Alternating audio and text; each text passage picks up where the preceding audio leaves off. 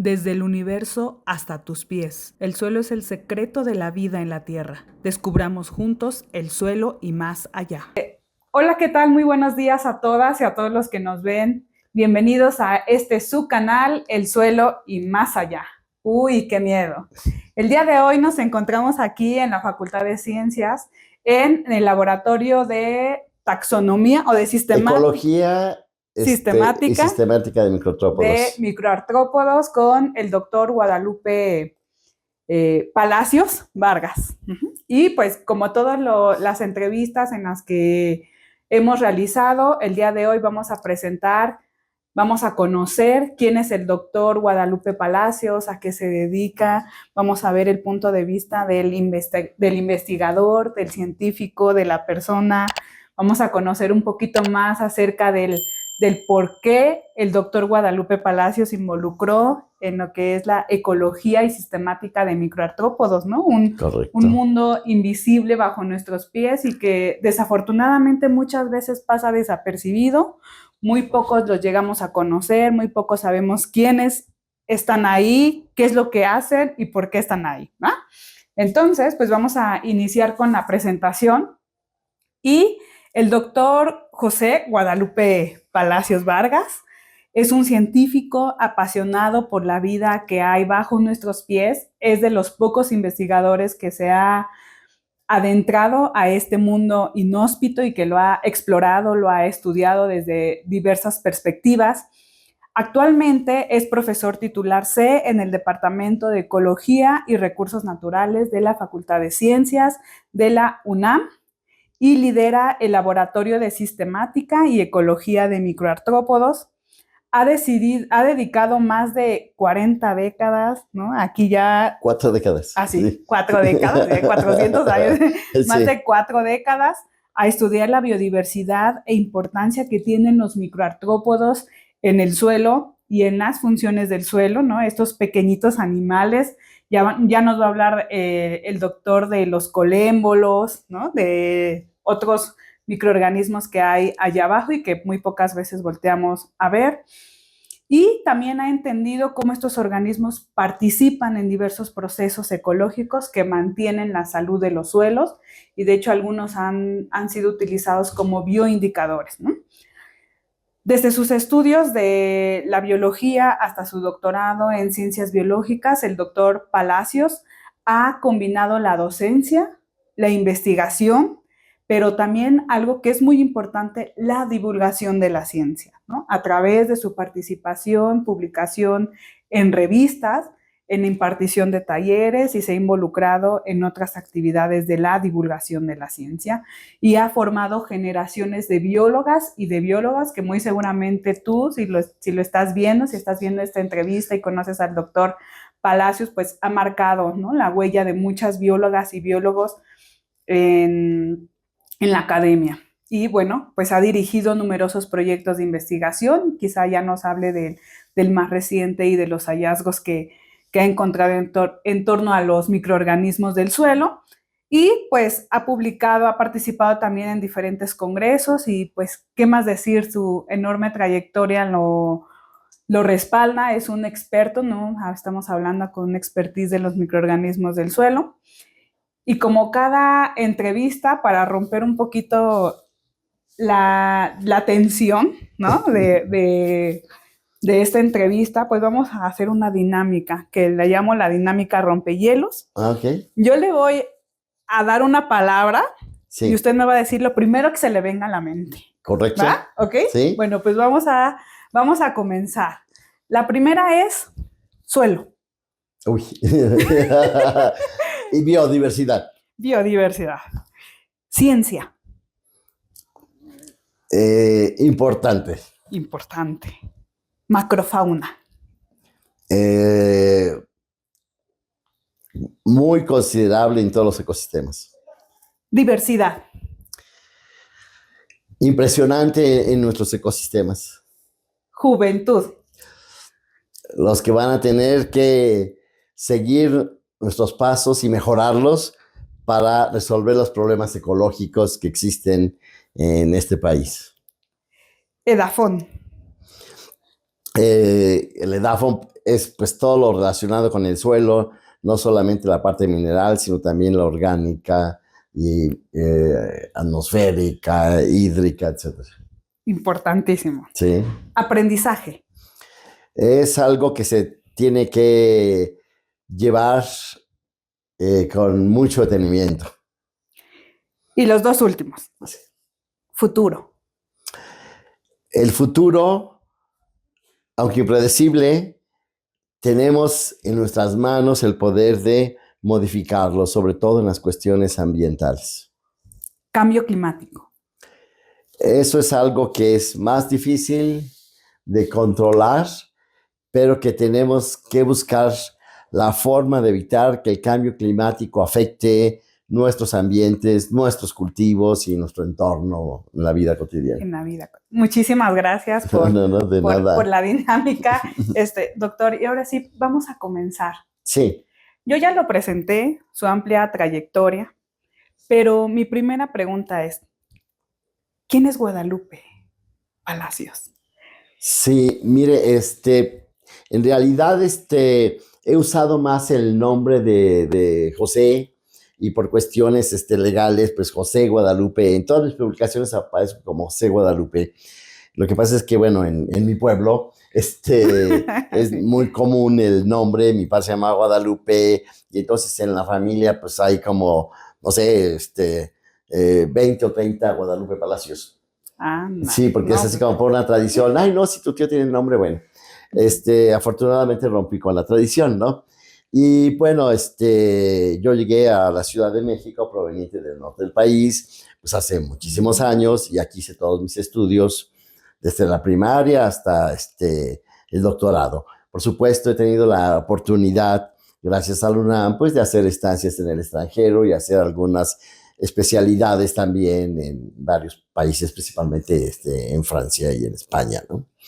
Y y pues sí, quizás lo que más se puede destacar de mí es que he aprovechado todas estas oportunidades para poderme dedicar a algo que me ha apasionado, que es el estudio de la fauna del suelo.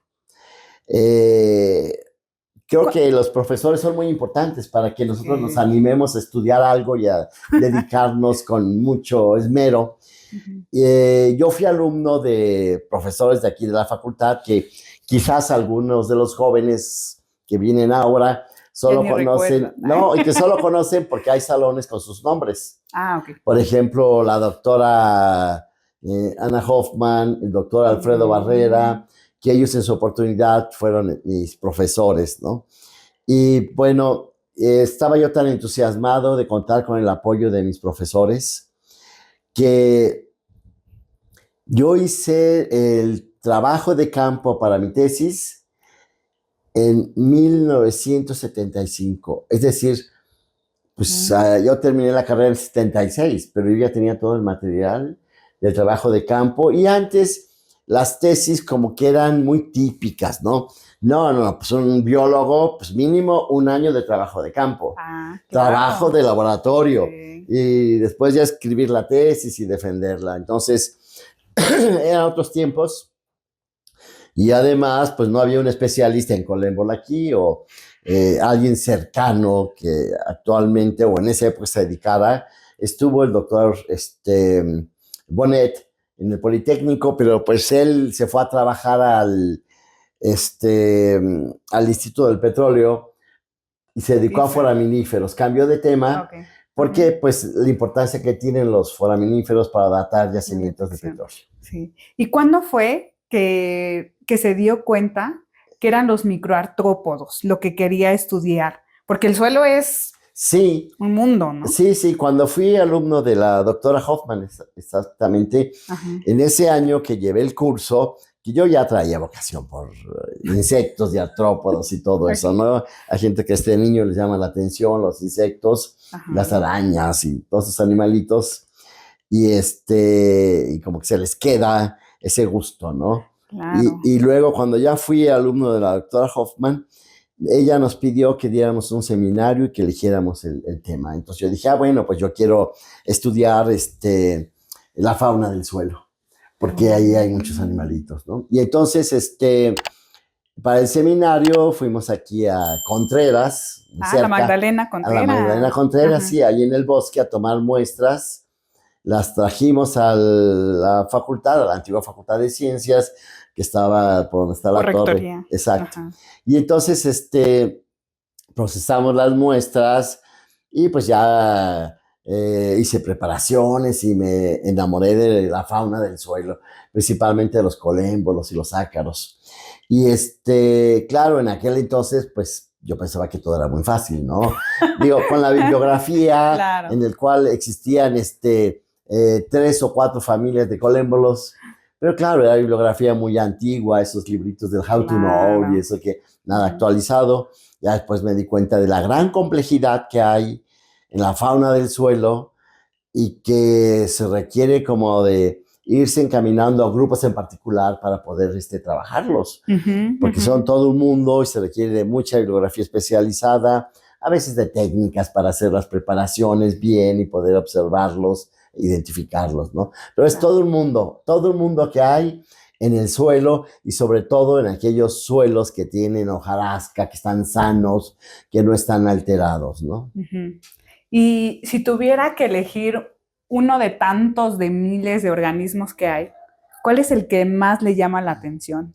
El que cuando ve una muestra y dice, aquí está, se alegra y dice, ¡ay, te vuelvo a ver! Sí, definitivamente. Su organismo preferido. Sí, son los colémbolos. Ese fue con el que yo más me entusiasmé. Y bueno, en ese entonces el doctor Alfredo Barrera, que era muy entusiasta, él apoyó a la creación de grupos estudiantiles de trabajo académico. A ver, esos que... Sí, eran grupos de alumnos de distintas generaciones que se reunían para hacer algún trabajo académico. Entonces había un grupo de trabajo académico dedicado a mamíferos. Ok, y otro grupo de trabajo académico dedicado a los insectos. Y entonces yo entré a ese grupo porque me invitaron estos colegas cuando yo andaba buscando dónde revisar mis muestras de suelo que había traído de Contreras, y encontré ese lugar y me invitaron a participar. Y el doctor Alfredo Barrera es el que apoyaba ese grupo, y fue un grupo muy bueno porque de ahí salió pues especialistas como el doctor Jorge Llorente, que se dedica a lepidópteros, y algunos otros que pues tomaron distintos rumbos, pero siempre hay académicos, investigadores en esa generación. Y pues sí, ahí fue donde pues yo decidí que eso era lo mío, y con el apoyo del doctor Barrera, que pues él en su carro nos llevaba a tomar las muestras.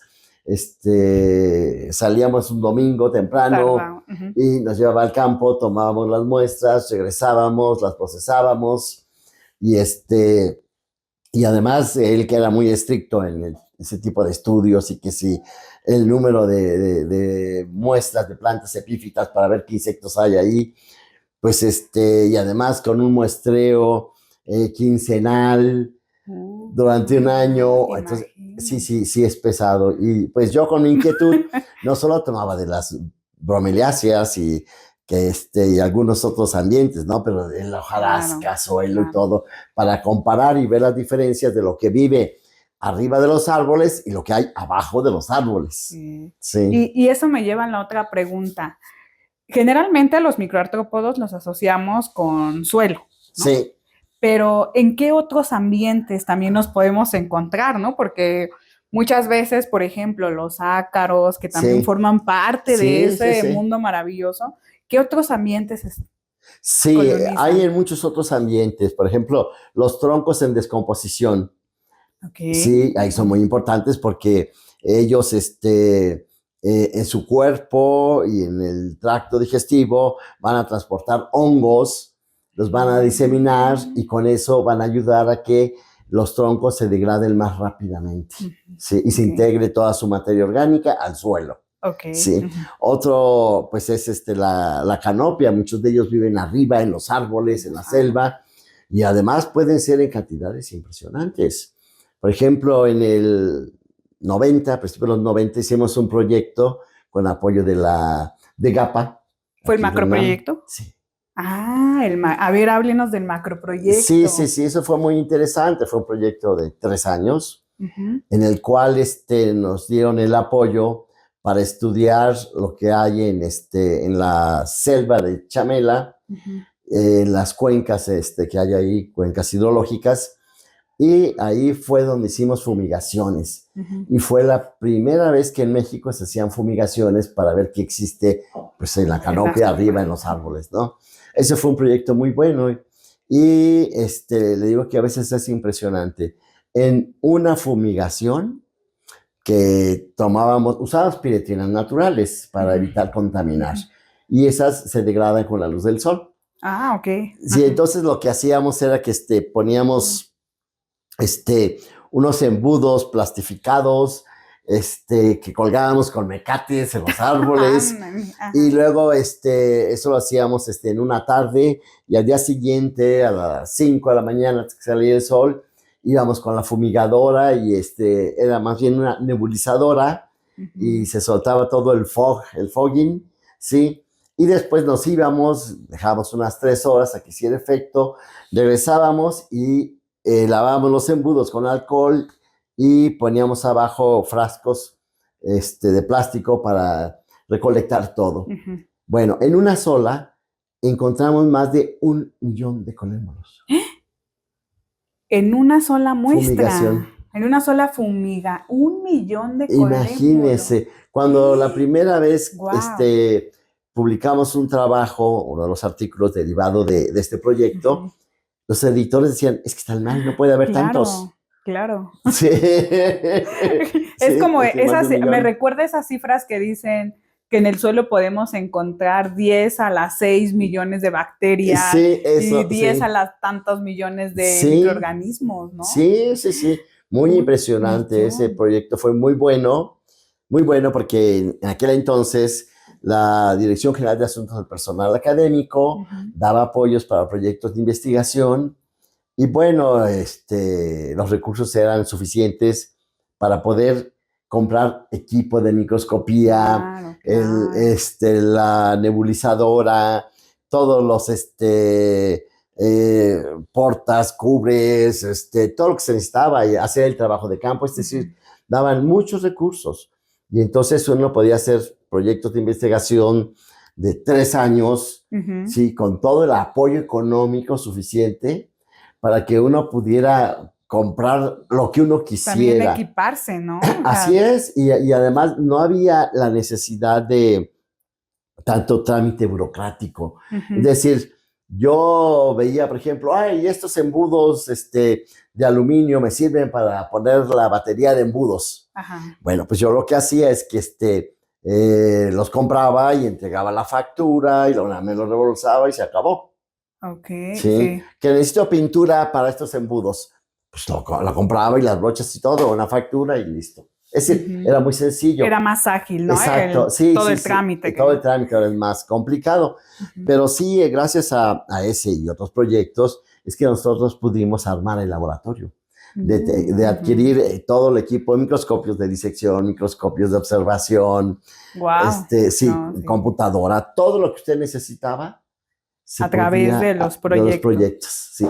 Y bueno, regresando a los proyectos, hay todo un trabajo de campo, ¿no? Sí. ¿Usted recuerda una escena de trabajo de campo que lo haya marcado, ya sea de estudiante o de esas patoaventuras que a veces tienen ustedes los investigadores? Bueno, qué bueno que lo menciona, ya que hace rato me preguntó si había otros ambientes, y de ahí sacamos lo de la canopia.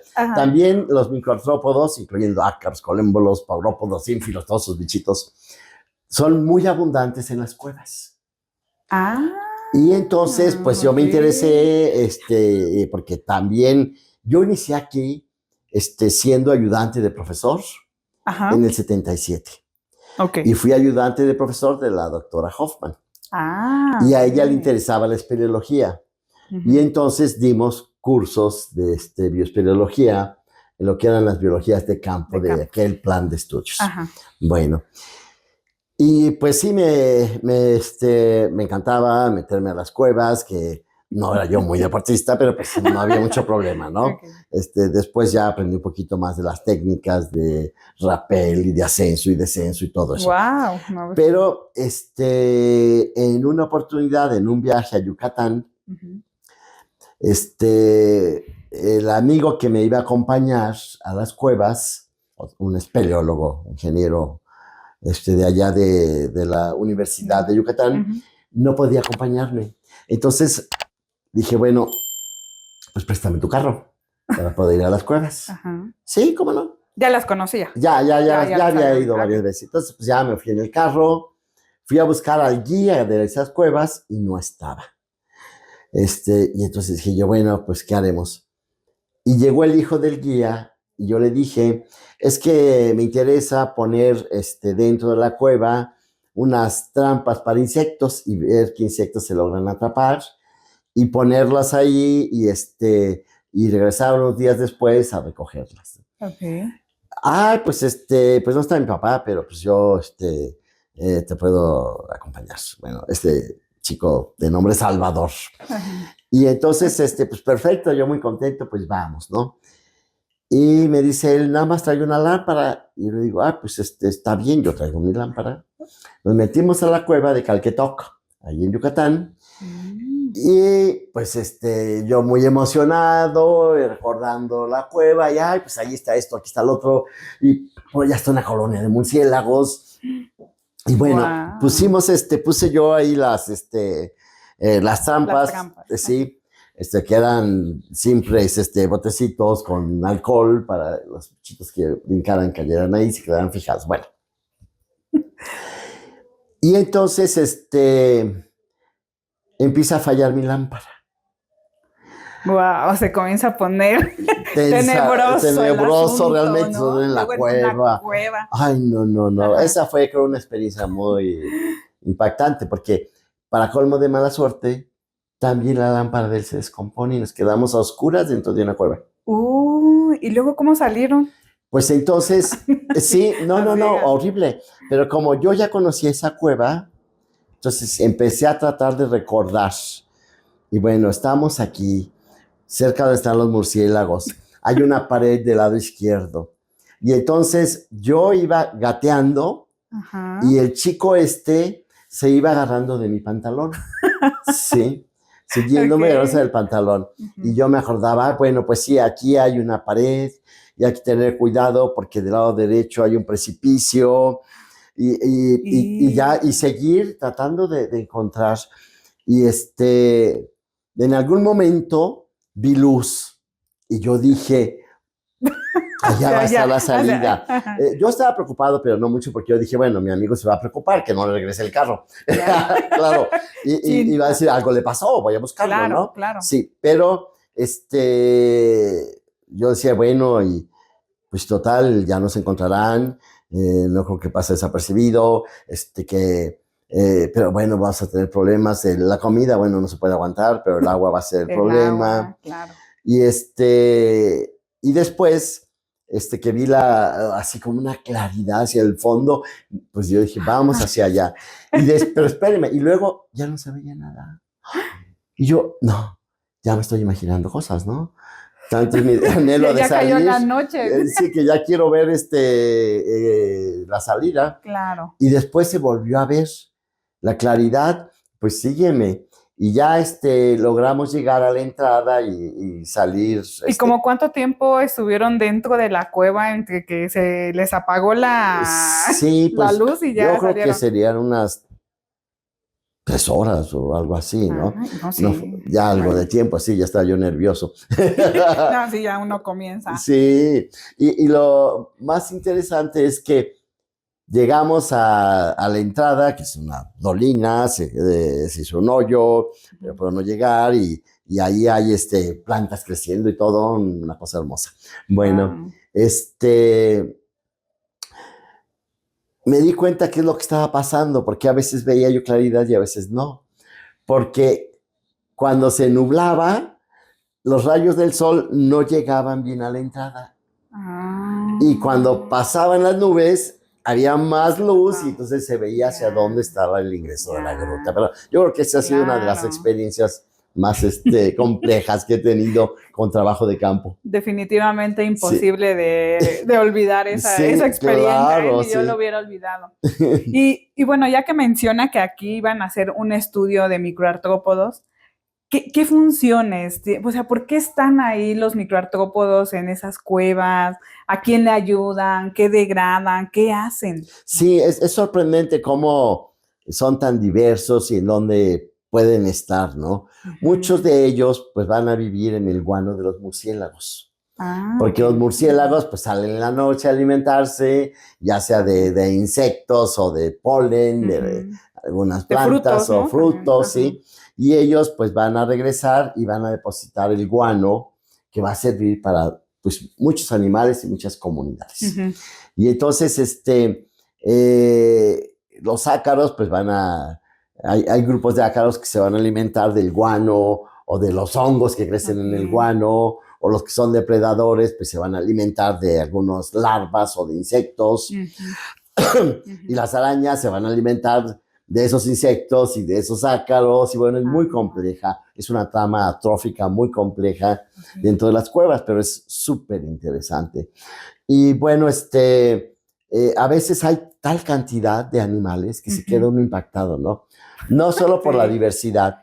Una vez entramos a una de las cuevas de allá de la península, íbamos con un grupo de aquí de la facultad, de la biología de campo que estaba yo impartiendo en esa oportunidad.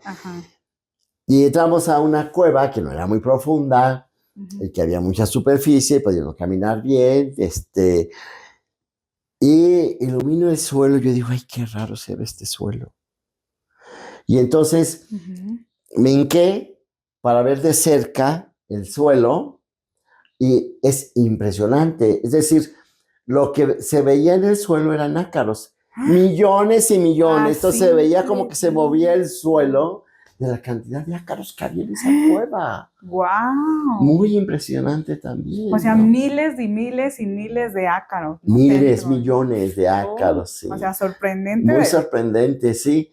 Y bueno, se lleva uno así esas experiencias, ¿no? De encontrar, por ejemplo, en algunas cuevas, en Quintana Roo, en la frontera con Belice, pues una cueva muy, muy interesante que logré visitar, y que había ahí muchos escarabajos chiquititos, y había muchos murciélagos, pero si algún murciélago, cuando se espantaban y volaban, la hembra se le caía la cría, y la cría caía al piso, los escarabajos se la comían. Como esas películas de la momia. Que llegaban inmediatamente. Se lo empiezan a comer, horrible, y va saliendo la salida por un lado y los huesos por otro. Wow. Impresionante, yo nunca había visto eso. Wow, pero ¿cómo? Y con una velocidad. Se comen a cualquier murciélago que se muera o que se caiga, se lo comen los escarabajos. Sobrepasan la ficción, ¿no? O sea, se lo juro, que... sí, muy impresionante. No, sí. Hombre, no, sí. No, sí es genial lo que pueden hacer los microorganismos. Además trabajan en equipo, ¿no? Sí.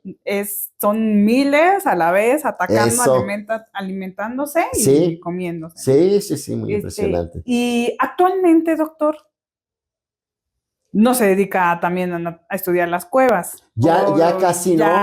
Ya casi no. Tenemos una colección aquí en la facultad donde tenemos ejemplares de cuevas y que sirve para gente que está estudiando distintas cosas, ¿no? Que si alguien está estudiando las cucarachas, pues venga y estudie las que están aquí, se los prestamos el material. Que está estudiando otro tema, bueno, también tenemos material de 100 pies, 1000 pies y de otras cosas, ¿no? Que puede ser de utilidad. Pero sí, ahorita ya no voy tanto a las cuevas, ¿no? A menos de que sea... ultra necesario ir o algo muy facilito para la docencia, ¿no? De llevar a un grupo de alumnos de aquí, de una práctica escolar, llevarlos para que conozcan el ambiente y vean a los organismos. Son cuevas que conozco muy bien de Morelos, que pues que tenemos mucha información que hemos publicado en libros o en artículos, ¿no? Sí, y entonces eso les gusta mucho a los alumnos y me gusta hacerlo, sí, y que no sean arriesgado ni nada para ellos, pero ya casi no me dedico a explorar cuevas, sino que en un proyecto reciente que tenemos ahorita, pues es el estudio de los microartrópodos que viven en los suelos de los cultivos de Morelos. Ah, ok. El año pasado fue de caña. Ah, de y caña. Este año, sí, caña de azúcar. Ajá. Y este año esperamos hacerlo del arroz. Del arroz. Debido a la importancia que tiene el arroz en la alimentación y que además, pues que se incrementa el precio del arroz y que hay escasez y que, bueno, que empiezan a importar arroz de no muy buena calidad, en fin. Sí, entonces, esa es nuestra idea. Pero en este año pasado hicimos muestreos cada 3 meses hasta cumplir el año. Y además, de este muestreo fue como muy bien planificado. Son 3 parcelas de cultivo de caña de azúcar y una parcela que encontramos abandonada, que sería como... pero que también estuvo... Que hace mucho años fue usada, pero que para comparar la fauna que vive en el suelo en una parcela abandonada con lo que hay en donde hay un cultivo de caña activo. Y claro, por ejemplo, nos avisaron, la próxima semana ya vamos a quemar la caña, porque en México se quema la caña antes de cortarla. Entonces, córrele, llévate todo el material, el equipo, el grupo de gente y vamos corriendo a traer las muestras.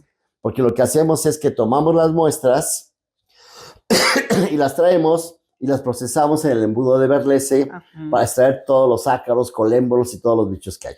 Bueno, para quienes no conocen el embudo de Berleses. Embudo de Berlese, sí. ¿Qué es? O sea, ¿en qué consiste ese método de estudio de...? Sí, el embudo de Berlese es un embudo que regularmente debe ser metálico, pero puede ser de plástico, que se coloca en una repisa, se colocan varios, y en la parte superior del embudo se pone una malla, y sobre la malla se pone una muestra de suelo, de hojarasca, de lo que uno quiera ver qué microartrópodos hay, y se le deja unos días sin ninguna fuente de luz ni de calor, y unos días después se prenden los focos para terminar la extracción. El embudo, ¿qué es lo que pasa? Que abajo ponemos un frasco recolector y en el frasco recolector ponemos alcohol. Entonces, ya que tenemos el frasquito con los ejemplares, pues lo revisamos bajo el microscopio de disección, separamos los organismos que hay ahí y hacemos preparaciones para identificarlos. Ok, perfecto. Sí, y pues sí, hay muestras que dependiendo de qué se trata, como usted mencionó hace rato, puede haber muchísimos, miles de ejemplares, pero a veces dependiendo de la época del año, de que sean suelos alterados, contaminados, pues puede haber pocos ejemplares, ¿no? Claro. Entonces la idea es ver cuáles son resistentes a esas condiciones. Perfecto. Esto me lleva a otra pregunta que quería hacerle, retomando esto del impacto que tenemos los seres humanos sobre los ecosistemas, ¿no? ¿Ustedes han estudiado o tiene ahorita un ejemplo de caso donde haya comprobado que la actividad humana reduce la biodiversidad o, en dado caso, la fomenta? ¿Qué es lo que le hace la actividad humana a los microorganismos que están en el suelo? Sí, definitivamente sí hay una alteración, ¿no? Y lo podemos ver cuando hay comparación entre la fauna del suelo de un cultivo, por ejemplo, de durazno, y un bosque junto. Entonces hay una gran disminución de la biodiversidad y también de la abundancia de los organismos. Y claro, dependiendo de las técnicas, ¿no? Porque también, pues hay algunos que son muy fuertes para el ambiente, por ejemplo, el cultivo de la caña de azúcar. Porque pues un cultivo de duraznos pues se deja todo el tiempo lo que se pueda para aprovechar.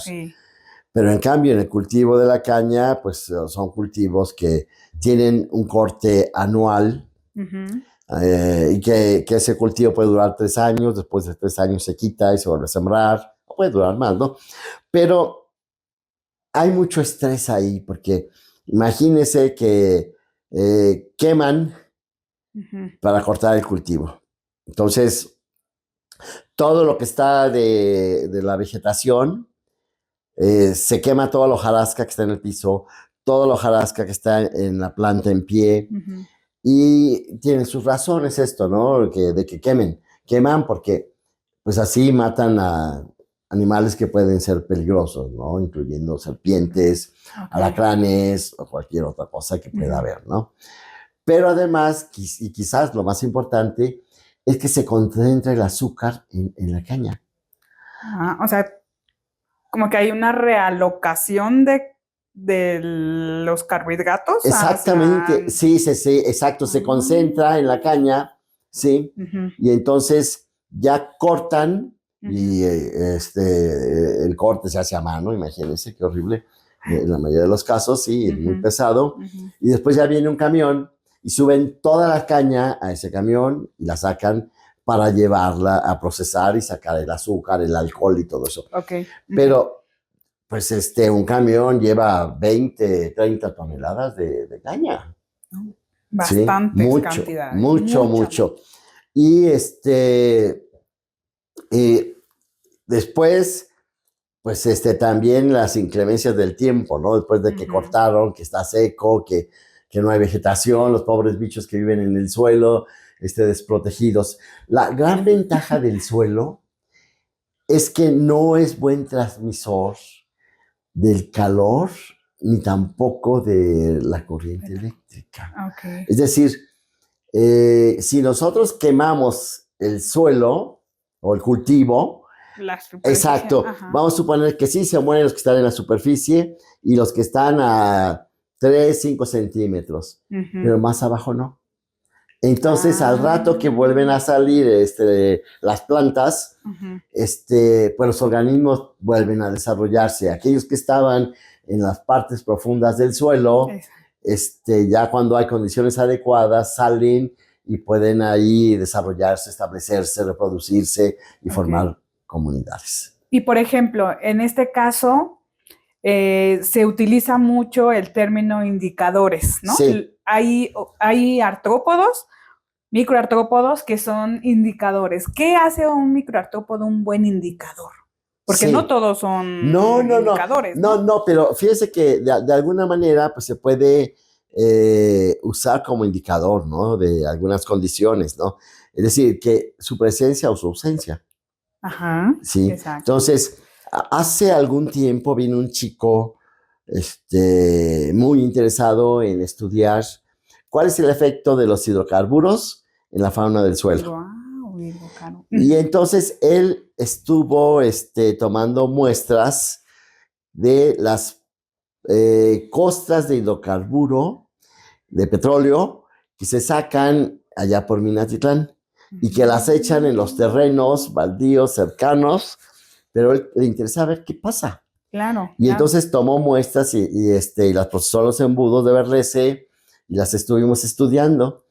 Y muy interesante porque, pues sí, tiene efectos muy negativos, pero ahí vimos qué especies de colémbolos son las resistentes para soportar esas terribles condiciones. ¡Wow!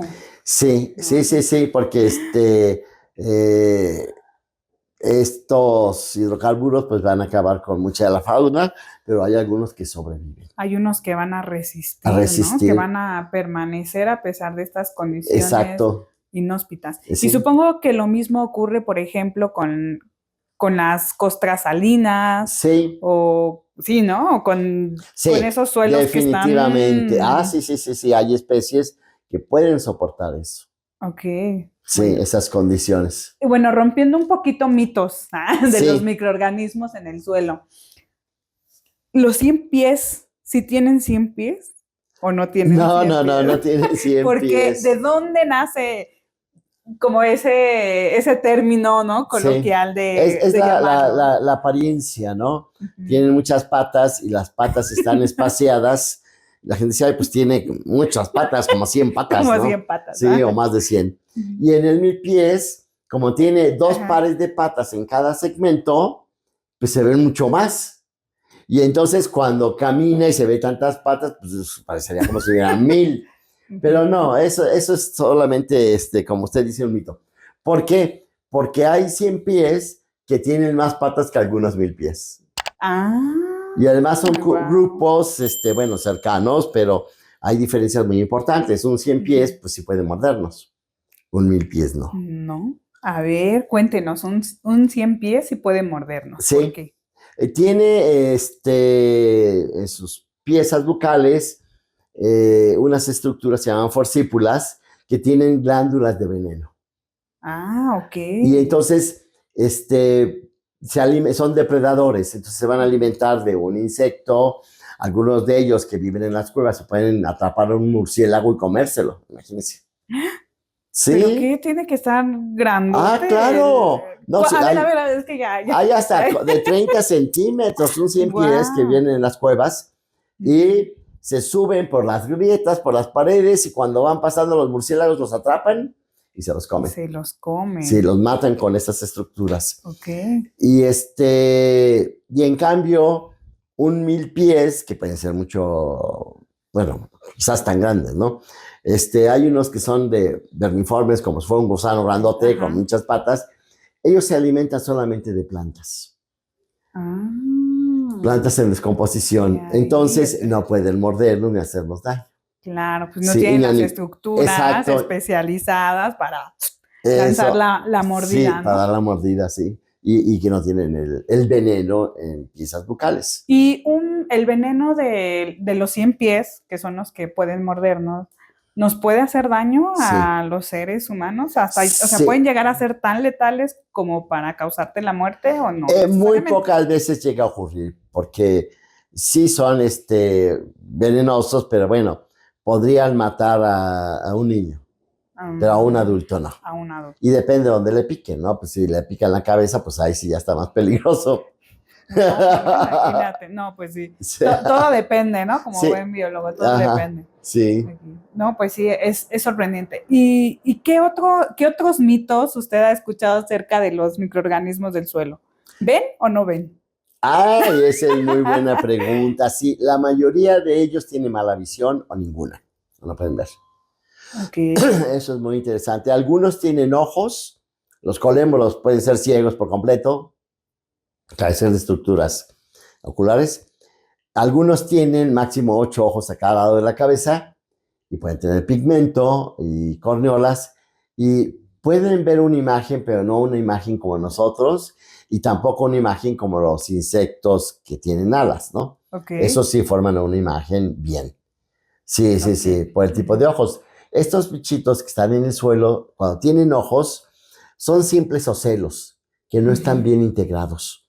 Ok. En cambio, un escarabajo, pues va a tener distinto tipo, no van a ser ocelos, sino son ojos compuestos con cientos o miles de omatidios y dan una imagen, el mosaico, pero completa, muy bien. Ok. Entonces sí hay mucha diferencia, sí. Y entonces, si digamos que, bueno, uno siempre se refiere a lo que conoce, ¿no? Para nosotros la visión y el tacto es muy importante. Claro. Pero ¿cómo describiría usted la comunicación debajo del suelo entre los microorganismos? Que ya mencionó que no tienen una vista así excelente, Ajá. pero se comunican, ¿no? O sea, Claro. ¿cómo lo hacen? Sí. Pues es también con feromonas que puede hacer que se agrupen, que haya en un lugar miles y en otro poquitos y en otro nada, ¿no? Pero es gracias a las feromonas. Y para poder percibir las feromonas, pues tienen estructuras sensoriales en las antenas o en las patas o en otras partes del cuerpo. Sus antenitas de vinil, dirían. Sí. Okay. Y bueno, esta comunicación que se da entre los microorganismos, bueno, yo sé que usted es experto en la taxonomía y en la ecología, pero sí le ayuda, o sea, sí son señales para prevenir, no sé, o más bien para regular las poblaciones demográficas de estos microorganismos, o ¿para qué las utilizan? ¿Para qué ¿Para qué? ¿Para apareamiento? Sí, pueden ser varias cosas, pero bueno, el apareamiento es en algunas familias, pues sí es más dirigido, ¿no? De que Okay. el macho tenga cierto comportamiento con la hembra, pero en otros es mucho más sencillo.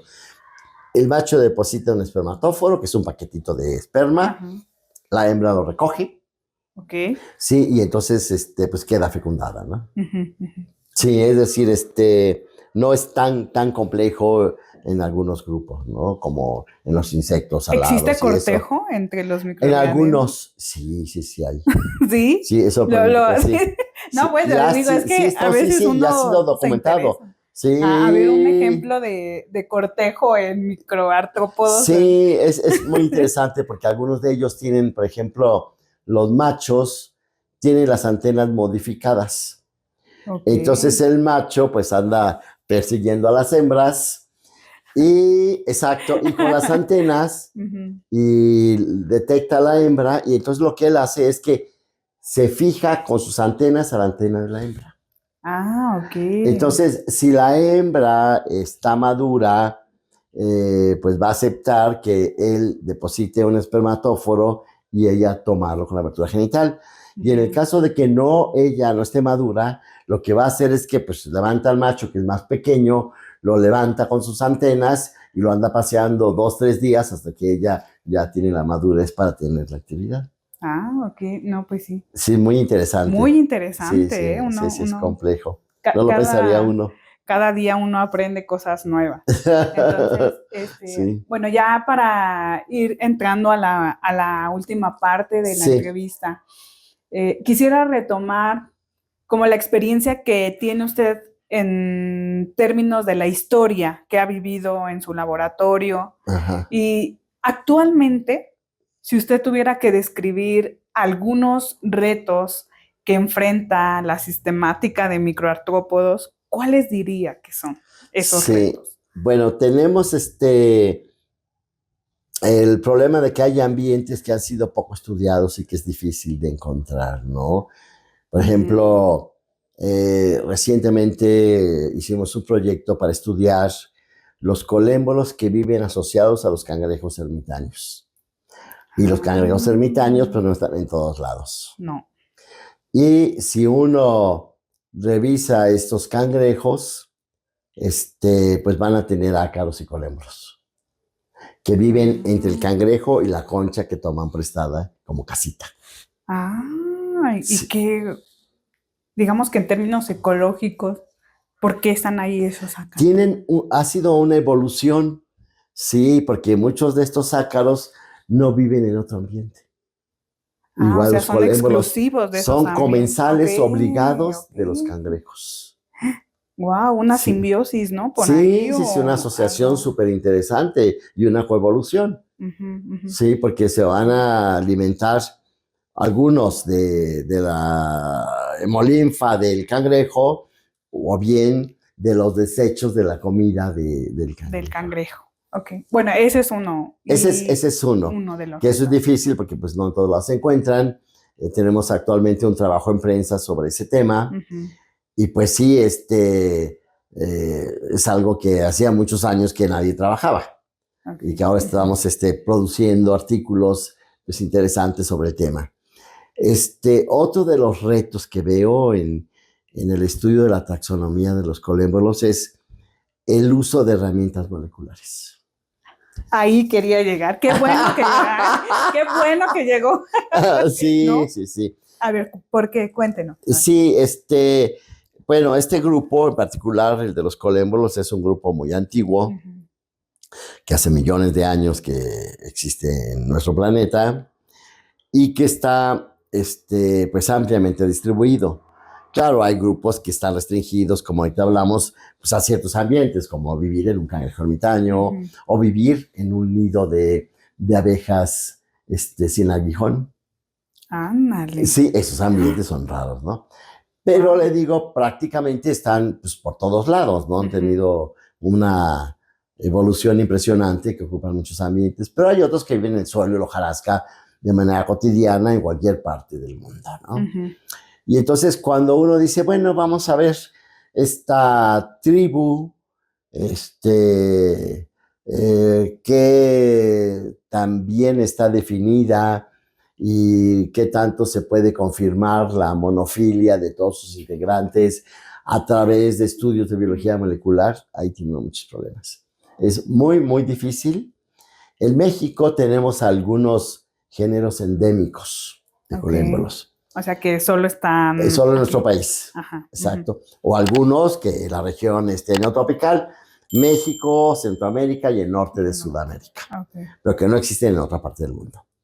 Y cuando uno dice, bueno, son estos géneros y estas especies, y uno empieza a hacer pues, los estudios correspondientes para obtener las secuencias moleculares, y uno trata de compararlo, se llevan unas sorpresas impresionantes. Es decir, que lo que yo por la morfología pensaba que se trataba de un grupo monofilético bien establecido, y además que la biogeografía me indica que pues, solamente existe en esta región neotropical y que no vive en otros lados, pues no. Sorpresa, están emparentados más con unos de África, con unos de Asia, algunos, es impresionante, es muy, muy difícil.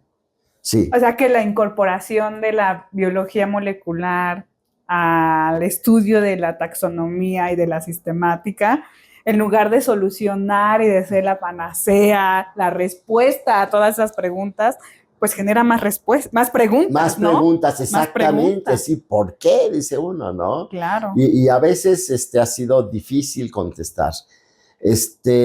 Acabamos de terminar un articulito que hicimos con otros colegas de China. Y entonces comencé yo a pensar en esto, ¿no? Que, ¿por qué? ¿Por qué no corresponde la morfología y las relaciones que hay si uno utiliza la morfología y hace un estudio cladístico bien hecho, ¿no? Y ya cuando quiere uno meter la parte de biología molecular vienen los problemas. ¿Por qué? ¿Por qué? Porque estos grupos, como tienen tanto tiempo, han podido evolucionar en distintos ambientes, lo que platicamos. Entonces, aquellos grupos que no están quizás tan estrechamente emparentados, pero viven en el mismo ambiente que, por ejemplo, la arena, ¿sí? Entonces, ellos viven en arena profunda, entonces han evolucionado y carecen de ojos, tienen las antenas cortitas, no tienen pigmento en el cuerpo. Los que viven en las cortezas de los árboles, ¿sí? Aunque no estén tan emparentados, comparten que su cuerpo va a ser aplanado para poder andar debajo de las cortezas, que necesitan antenas largas para ser más sensoriales, que tienen mucho pigmento, que los hace más resistentes. Entonces, estuvimos analizando eso y creo que es la respuesta, ¿no? Que en algunos casos hay mucha convergencia evolutiva debido a que viven en el suelo, en la hojarasca, o en la canopia, o en la arena. Pero genéticamente son tan diversos que cuando los analizas, pues se te hace un desbarajuste ahí. No salen bien los resultados, claro.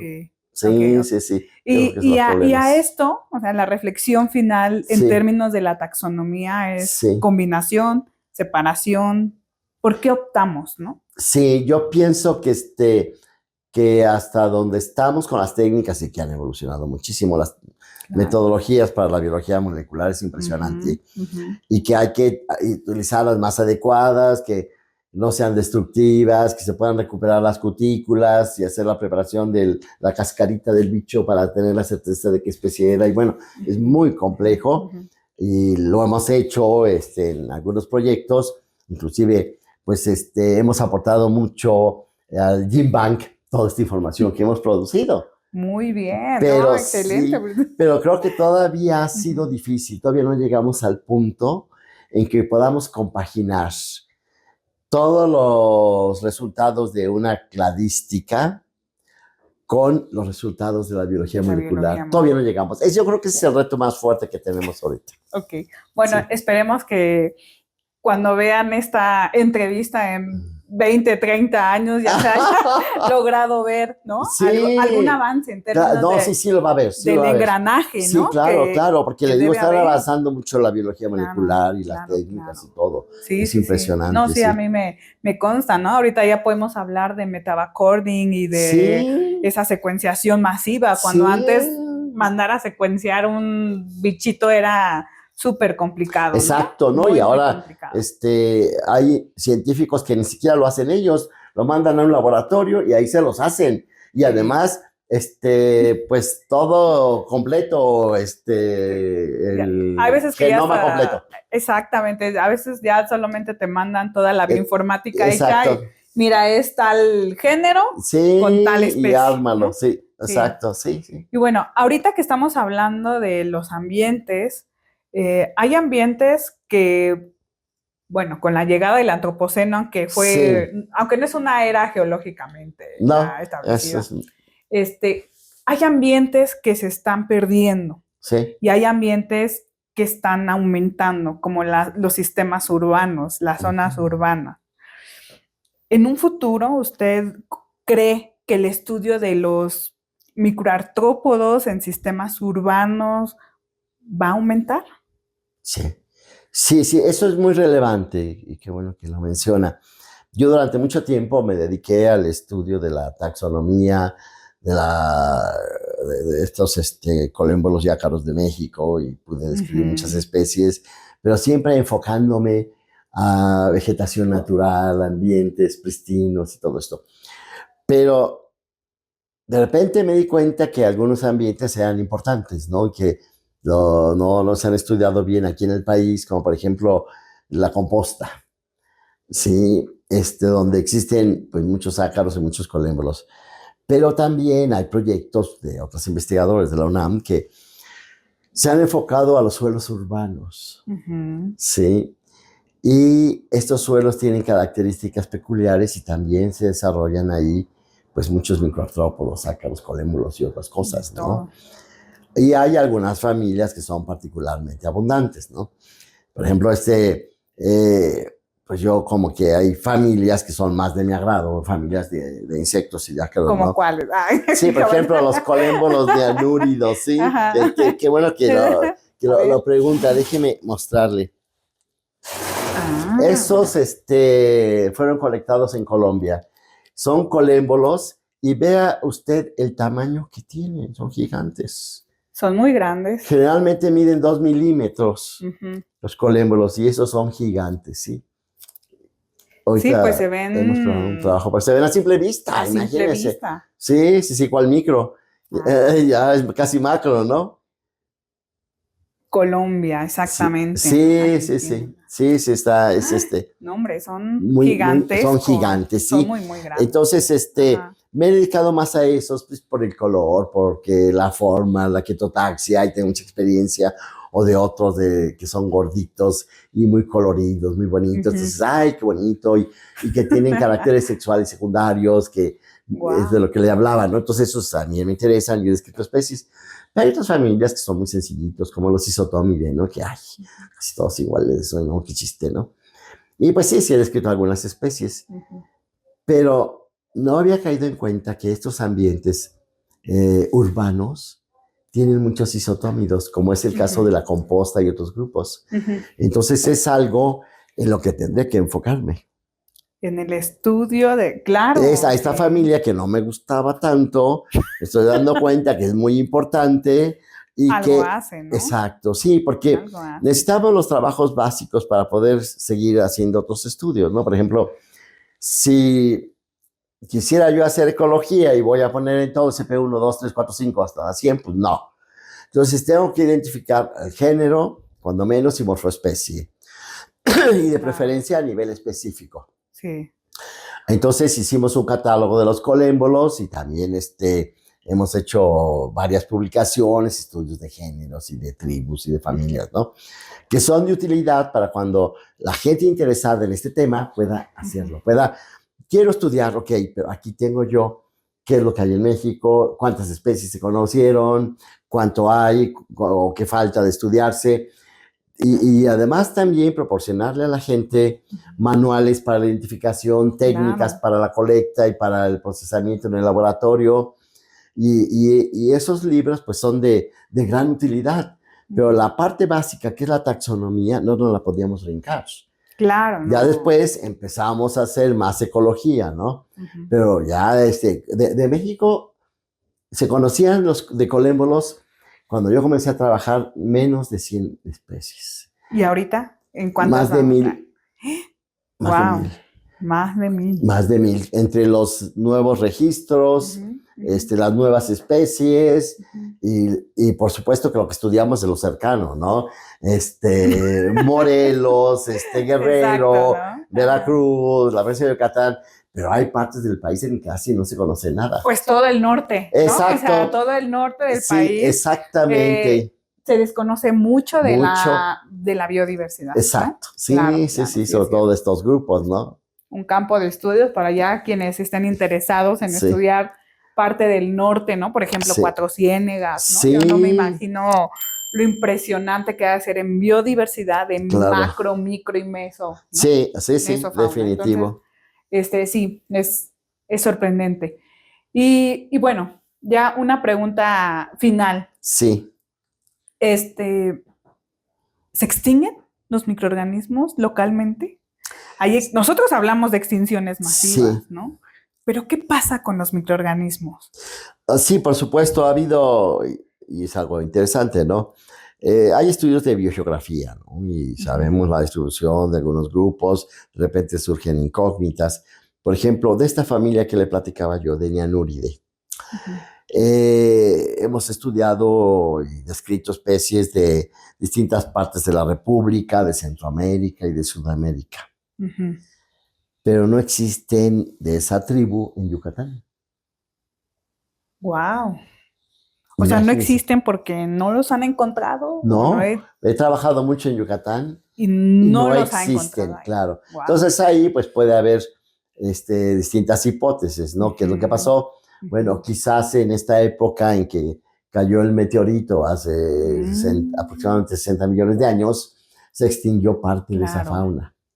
Ahora, claro, también la alteración de los suelos, ¿no? En el cultivo de la caña, pues era obvio que no iba a encontrar ciertas familias como Don Ujú. Telide y Pogastur y de varias, que les gustan los ambientes, pues menos contaminados, con más humedad, con muchos honguitos, sí, para poderse Sí, claro, alimentar, ¿no? claro, Sí, condiciones. y hay veces que pues sí, hay especies que sí se pueden extinguir, ¿no? Por ejemplo, de las cuevas de Yucatán, Ujú, hay algunos arácnidos que son del grupo de los ricinúlidos, que se conocen y que fueron colectados hace mucho tiempo y descritos.